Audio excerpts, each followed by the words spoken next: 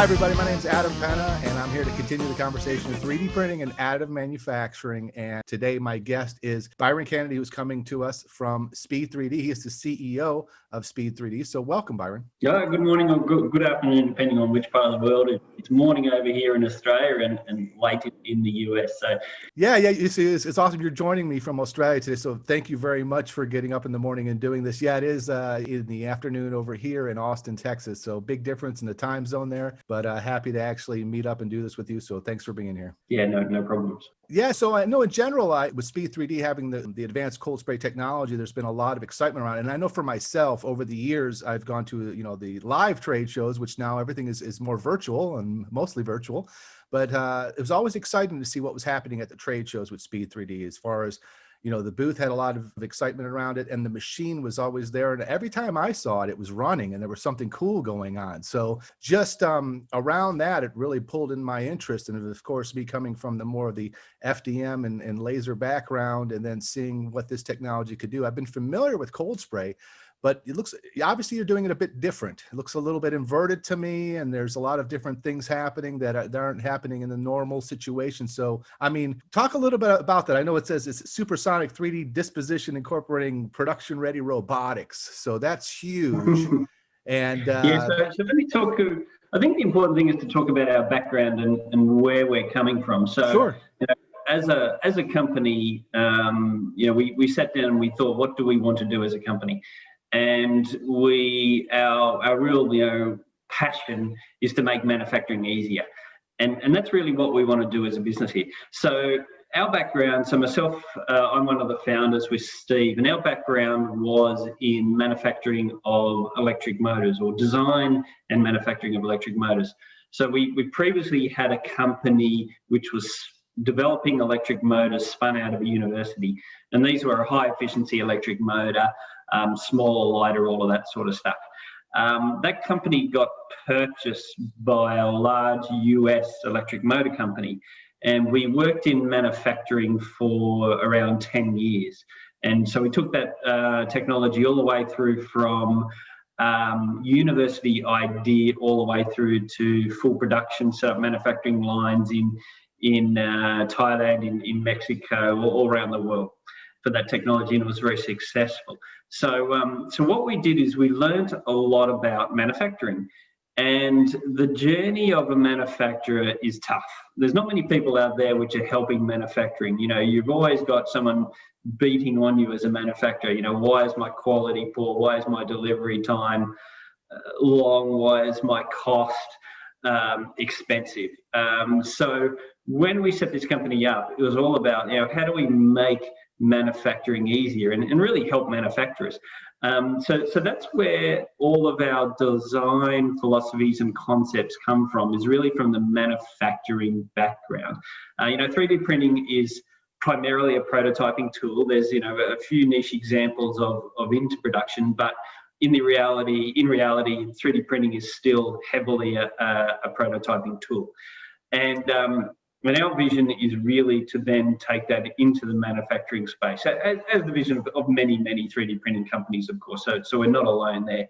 The difference is we've done it before in manufacturing. So we really know the pain points and the pressure points that manufacturers face on a day-to-day basis. And therefore, when we set the company up, we were looking for we saw this 3D printing company, this 3D printing technology coming when we were part of the motor company.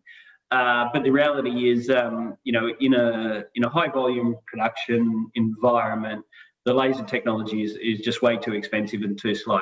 And there's some physics involved in that, and you just can't fix it. So it's always going to be expensive and slow, and therefore that led us to the conclusion that no matter what you do in a commodity manufacturing space, you have to do something different rather than the laser technologies. So we came across this cold spray technology, which was primarily a repair technology used by the US military in repairing gearboxes, repairing parts for the B-52 bombers. There's all sorts of interesting applications. Sure. And what attracted us to that was that it was fast and potentially very low cost. And so that was the founding of the company in terms of the technology is right. We knew we had a technology which would deliver for manufacturing. What Cold Spray lacked was the software. So you can buy a gun from various suppliers worldwide now and spray metal, no problems. If you want to actually build the parts, however, that was a very different proposition. And no one had developed the, let's call it the slicing software. It's not a traditional slicing package, but everyone understands that terminology. So we had to then develop very specialized slicing technology that would enable companies, will enable us to take this cold spray pattern that it sprays and turn that into the parts. So that was really the challenge that we took on board. We're essentially integrating known technologies, which is cold spray, robotics, and then adding a very, very sophisticated algorithms on top to be able to build the parts. And that's where, and then on top of that is our manufacturing knowledge and saying, how are we going to take this into the manufacturing space? And that's why when the printer actually came out, it's somewhat inverted, as you talked about. It's where we have the robotic, we have a nozzle which is spraying upwards. We have the robotic arm on the top, and the parts are actually building downwards. So it's all, let's say, anti-gravity in one way. It's working gravity. But the reason that we did it like that is if you build the parts on the end of a robot arm, then that robot arm can automatically transfer that out of the printer into a transfer tool, which will then take them to CNC machining. Right. So that's why we have built the parts on the end of the robot arm to make it easy for manufacturing. So it's a very long way to say why is the design like it is really about manufacturing. No, it's genius. It cuts so much time there because that's where the part has to end up. So why not keep it where it's going to go and move it on to the next process? That's really neat. And I've seen, you talked about the software in there, and I see that really right now in the 3D printing industry is kind of the next wave of what can happen. All these machines are starting to communicate. Different softwares are starting to be able to control things much better and tie that into industrialization. But with that process, it just must be amazing what happens, because the robot arm is essentially coming at it from every access, every angle possible, dependent upon the part that you're trying to build. And so when you talk about speed and the amount of time it takes to do something like that, that's just incredible what that software can do. So talk a little bit more about that software. What exactly is happening there? Yeah, so really what we're doing, how the technology actually works. So we have a nozzle, a fixed nozzle, and that sprays metal powder upwards at supersonic speed, so about 1,000 meters a second. Mm-hmm. When it hits a surface, it then sticks. So if you can then control where those particles hit or where that powder hits, you can build those parts. And what we do to control that, we have a plate. So you start with a plate on the end of a robot arm. The metal powder hits the plate and then builds up. So we chose to put that on the end of a robot arm. There's various other ways you could move that plate around, but for us, a robot arm was cheap and low cost and easy to access, and also gave us 6 degrees of freedom. So it's a 6-axis robot, standard 6-axis robot. And it gives us lots of flexibility in terms of maneuvering that plate to be able to build the parts. So we can build parts without support structure up to about 45 degrees without support. But even then, there are more sophisticated ways to be able to build parts with even greater overhangs by reorientating them. The other really interesting thing about that is we're not limited to just being a 3D printer. So what I mean by that is you could actually also load in existing parts. So, so for example, you won't be able to see it, but we've got things like door handles here, and we can load standard door handles onto the robot and then coat them. So we developed activated copper earlier this year, which was all about killing viruses and bacteria, which was yeah, I saw that. What was that? The Activat 3D, is that the copper that yeah, activated copper. So what that was is copper has a known property that it will kill bacteria and virus upon touch. So if you've got a bacteria or virus on your fingers, for instance, say you sneeze into your hand and you have a flu or even COVID, and then you touch a door handle, for instance, because you've got to open the door, you'll then transfer that virus onto the door handle. Now, what we proved was that copper, or the activated copper, would kill the COVID-19 virus in under 2 hours. It's also kills standard bacteria and viruses, MRSA superbugs, influenza A, etc. So the question then comes, why don't we use copper everywhere? Well, interestingly, about 50 years ago or 100 years ago, copper was very, very common in hospitals. So, and that's why you see things like brass handles or bronze handles, because brass and bronze has a high content of copper. And the reason is it would then kill bacteria and viruses. Now, we sort of lost that knowledge in the last 100 years. Probably due to the invention of antibiotics and those sorts of things. So people thought, right, now I've got an antibiotic, I don't need to use copper, so I'll go to a much cheaper material such as stainless steel. So what we're really doing is bringing back a technology that our grandparents used to know about. And the beauty about this is we can put a layer of copper onto an existing part that is, 0.5 millimeter thick or quite thin. And the reason for why that's important is it's much more economical to put 0.5 millimeter of copper onto a part rather than build that part out of pure copper. Sure, so it's a cost, big time. It is, yeah. And that's the beauty about having this inverted design with this robotic arm. We now have a printer which can print parts, number one. Two, can coat parts. And you can coat copper, you can coat aluminium, you can coat whatever you want.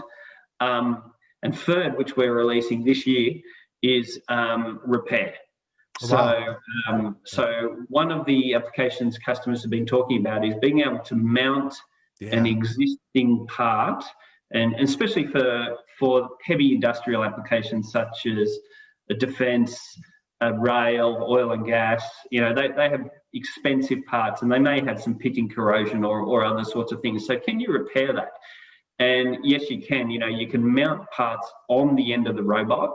And what we're doing now is also integrating a 3D scanner. So you can scan that part. It'll automatically find where the repair is, compare that to the original file, generate the repair file and automatically scan that. So that's for release this year. Yeah, that goes back to a lot of my past. I was, working with Ferro and Creaform when a lot of the, the measurement devices were actually taking on scanners, and then also incorporating that into people who had the old, printers out there. Back then it was like Object, things like that. And that was always the question, is that they wanted to know how they could repair a lot of parts instead of replace them. That was a lot, probably about, I'd say, close to half the conversations that I got into, and things weren't just there yet, so to see that happening now with this technology is exciting. That's really cool. Yeah, we've been developing that for about 2 years. So it is challenging. Yes, the scanning technology is a little bit 3D printing wise. People hype it up to be able to, you put it in and you scan and you get the part out. Well, look, it's not like that. Some middle steps, Yeah, there's some middle steps in there. So and that's what we've been working out with one of the universities here for about the last 2 years in developing that technology.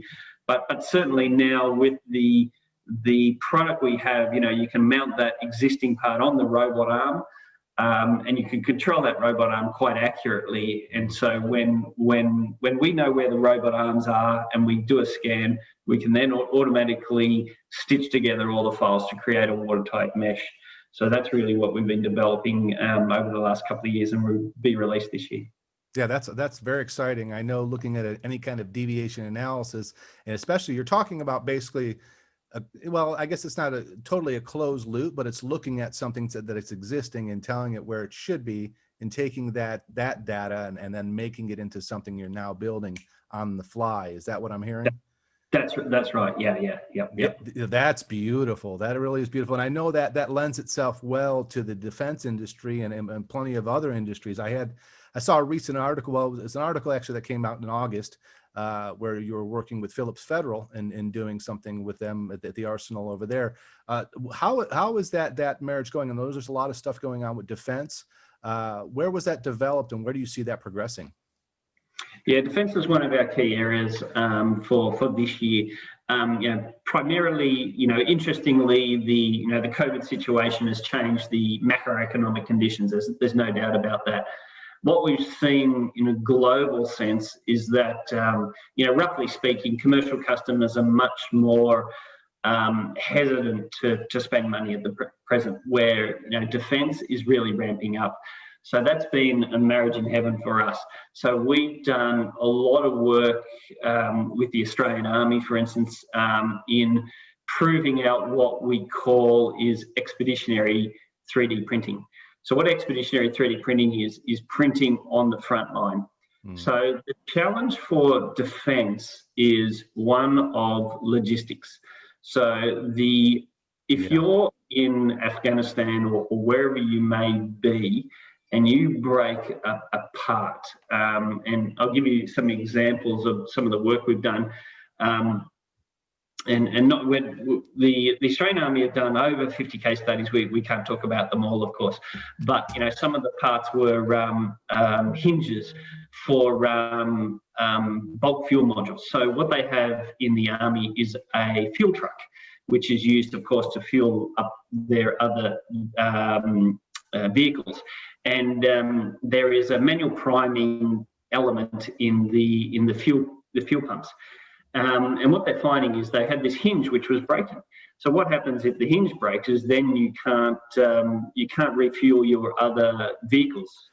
Big problem. That's a big problem. Yeah. Exactly right. So, and this is not an expensive part. It's not a complex part. Interestingly, it's a $50 part, which is a hinge. But to actually replace that part is a very, very difficult concept. So, they've got to be able to bring that back in from headquarters or base or something like that. And, typically, you might wait, you could be waiting days at a minimum, you could be waiting months. And that's really the challenge which defence has. And that's also across most of the heavy industries, oil and gas, mining, rail, those sorts of industries. So you don't look at the value of the part. What you're looking for is what is the value to not having those other 10 vehicles or vessels running when you need them.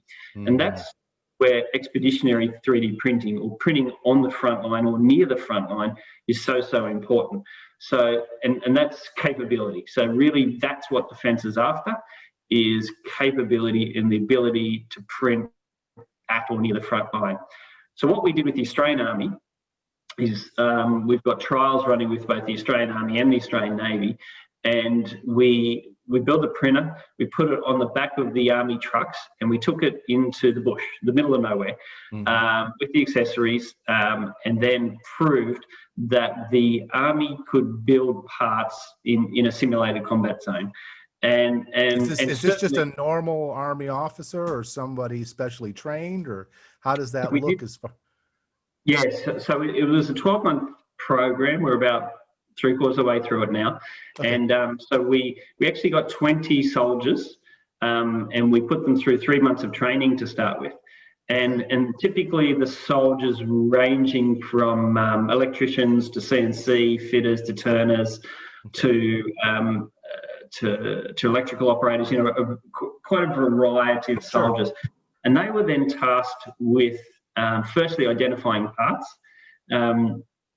and then developing the case study. So you get a lot of talk in 3D printing, what's your case study and those sorts of things.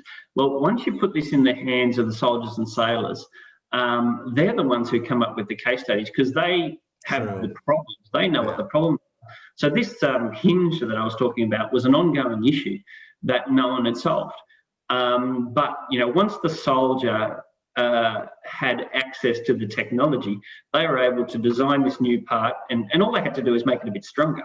It wasn't terribly difficult, but They didn't have the tools to do that previously. Now they've got the tools to be able to fix these problems that they know are in the field. And there was a myriad of examples like that for brackets, hinges, tools, repair components, and all sorts of other applications like that. So what we did is we put the printers on the back of the trucks, and the reality is there is very few technologies that would last on the back of an army truck. Now, certainly True. any sort of laser technology, the optics would not last even getting you out of the base. Yeah. The trucks are very, very rough, but we proved our technology is very robust. So it's one of the advantages. It's built on industrial technology that's been proven for many, many years. So we put it on the back of the truck and took it out into the middle of the bush with the accessories. So we took CNC machines, heat treating, CAD, CAM, computers, the whole works. Nice. They could design parts, print parts, heat treat parts, machine parts, test them and put them onto the vehicles. And we put the processes in place such that the Army could say, yes, this is a qualified part that we can test on our vehicle. And that's been rapidly put through in the last 6 months. And the Australian Army now have proven Wow. that That's not a lot of time. Yeah, it can be done, and it is being done. Yeah. And then on the back of that is next to roll it out with the US Army and with the links into Phillips Federal, who are opening up areas such as the Rock Island Arsenal and those areas. Yeah. Yeah, that's exciting. I've done a lot of great work with Phillips. It's great to see them expanding that, and you along that ride is really neat to see what's going to happen. We talked a little bit about the progression of where things are going. What are some of also, the materials that are being used most out in the field with this particular technology? Yeah, so in terms of say the defence work, well, in general, I'm going to say we focus on you can almost call them the softer materials. The process is not optimized for the harder steels, for instance. So if people say, I want to print a harder steel, we'll point them to a WAM technology or something like that. Sure. That's really where that's where those WAM technologies really work. For the cold spray technology, we focus on the softer. So you're talking the coppers, the aluminium, bronze, stainless steel, those sorts of materials. It's not to say that you can't do steel. Interestingly, you can. But in terms of where we think the technology is well suited, it's really in those, aluminium, bronze, etc. Aluminium bronze is quite an interesting one for defence because it has, very good mechanical properties up there, similar to steel, but is highly corrosion resistant. So you can replace your steels with these aluminium bronze materials. So we're quite excited about that. And then moving into the stainless steel, which was what we're releasing at the moment. Yeah, that is exciting. There's a lot of good materials there. And like you're saying, it sounds like there's a niche for the actual technology. Certain technologies are fit for certain things, but it sounds like you're crossing a lot of different spectrums there and getting into the niches out there that need to be addressed. So that's exciting to hear. I know, Byron, it's been wonderful talking to you. Since we have you here, is there anything else you'd like to share? Yeah, probably the only other thing is what's new for 2021, sort of a bit of a snapshot of what's happening. So I talked a little bit about repair, so that's happening. The other area is we'll be releasing a new printer which we call XSpeed, and primarily with a target in defence and those heavy industries. Awesome. And this will be a fully integrated printer within a shipping container. So currently with defence, we have a printer and a 10-foot shipping container, which has all the accessories built in. So the next iteration is to put everything in a 20-foot shipping container, which makes it highly transportable, very, very easy to move it anywhere in the world. And we can build bigger parts and the materials that people are after. So that will be quite a developmental increase for us coming in 2021. Yeah, I have to ask, anything outside of this world happening with the technology? No, not yet. I thought I'd throw something in there just to see if there's anything I could get a sneak peek of. Yeah, well, you hear that because you're talking about the pods and what's going on in defense and taking the actual printer and all of the accessories out into the field and how it needs to be robust to be able to do those things. I'd like to see what's going to be going up in the outside of the atmosphere into into that realm, because there's another need that's happening out there to build certain things. And cold spray seems like a good fit. Am I wrong about that? No, it's a very interesting fit. The